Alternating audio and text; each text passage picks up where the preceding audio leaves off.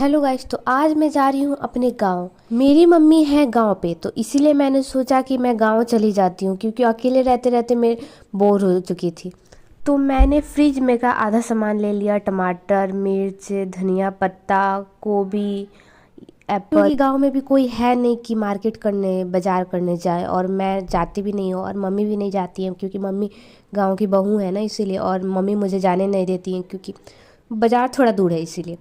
उसके बाद मैं स्किन केयर के प्रोडक्ट ले लेती हूँ, फिर मैं निकल जाती हूँ स्टेशन पे। ट्रेन में जाने में मुझे बहुत अच्छा लगता है ट्रेन से। तो मुझे नहीं पता था कि ट्रेन इतना लेट कर देगी।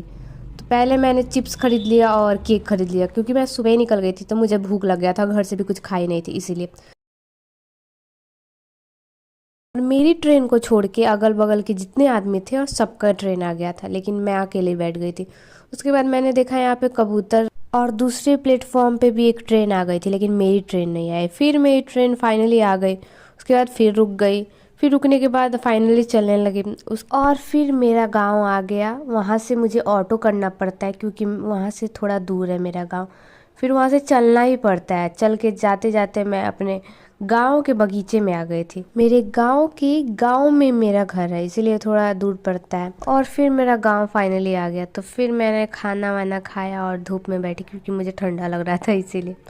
फिर मैं स्टेशन वाली चिप्स खाई क्योंकि मैं स्टेशन पे खाने का मुझे मन नहीं कर रहा था, और इसीलिए मैं अपने गांव लेके आ गई। उसके बाद मैं शाम को जाती हूँ मैगी बनाने, क्योंकि शाम को मुझे बहुत मन करता है ये सब खाने का, मैगी, चाउमीन, चाट, ये सब। तो आप गेस करो कि मैं मैगी के साथ क्या खा रही होंगी। मैंने मैगी के साथ चावल खाया। आप कमेंट करो कौन कौन मैगी के साथ चावल खाता है। Okay, bye.